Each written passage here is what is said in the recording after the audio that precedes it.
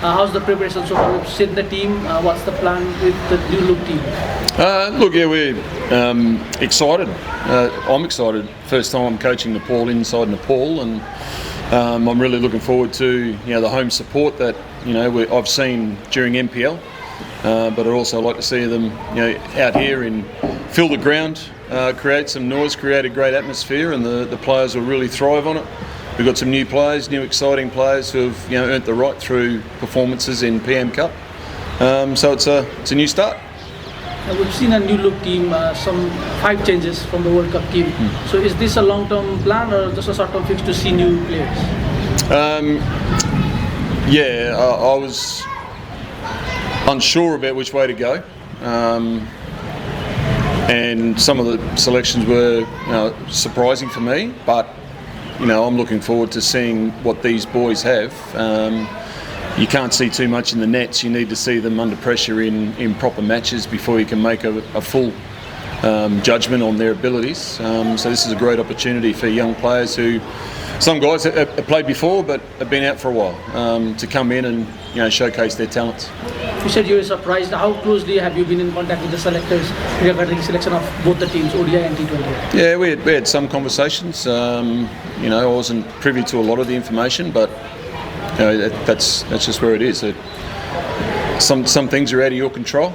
I'm really pleased to be back here working with these players. It doesn't matter who you pick; they're great. They're great young men. They want to train hard. They want to play hard. They want to do the best for their country. So it's a pleasure when they're around. The new captain in the T20 format. So how do you look new leadership and new team under the contract? Yeah, it's the same way I've always treated leadership within the team. It's not the coach who runs the team; it's the captain. I'm just there to help and guide. And Dippy's got some good thoughts.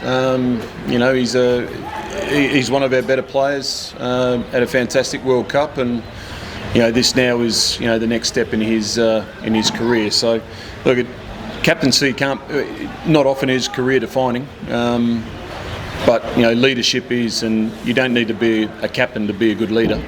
Dippy's been a leader of the group without being captain. Now he's got that opportunity to lead the team as captain, along with some other good leadership people in the group. So he's I think he's excited, and why wouldn't you? Captaining your country is a privilege. You might see a different pitch to what you saw in the NPL. Judging by the practice facilities, they're fantastic. Out in the middle there, and the match pitches will be better than that as well. I know the ground staff have worked tirelessly to get the ground up to a really good condition. The outfield looks fantastic, and the pitches we're playing this series on look excellent. So we just play our game.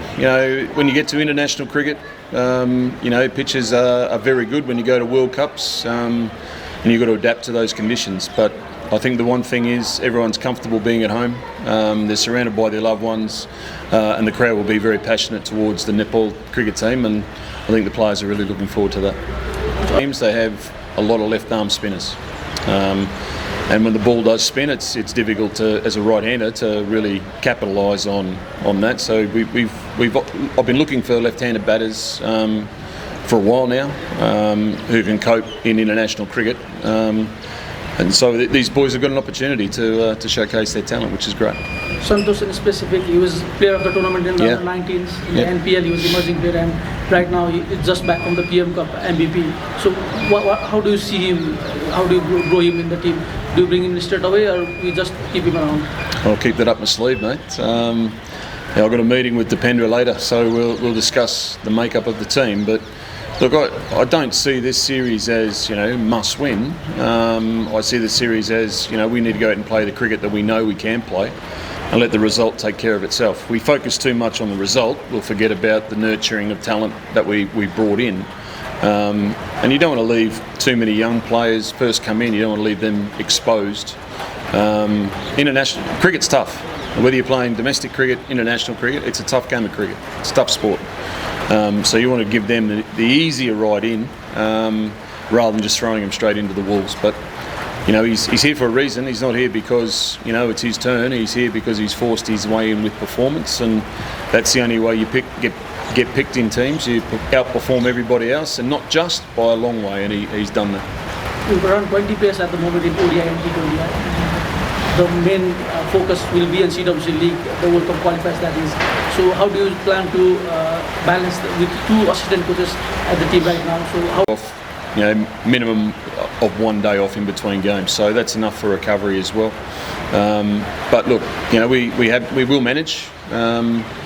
This series, I think, is a great opportunity to see what emerging talent we have underneath.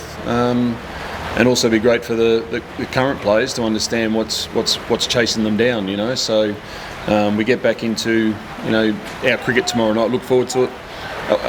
These games, we're out there to win them. They're not must win, but we're out there to win the game. So we don't like losing, and winning creates really good habits. Losing creates learnings. You've got to learn from those mistakes and get better. But ultimately, I want the boys to go out and enjoy themselves. Enjoy playing cricket at home. They haven't played here for a long time. I want them to go out and really enjoy it.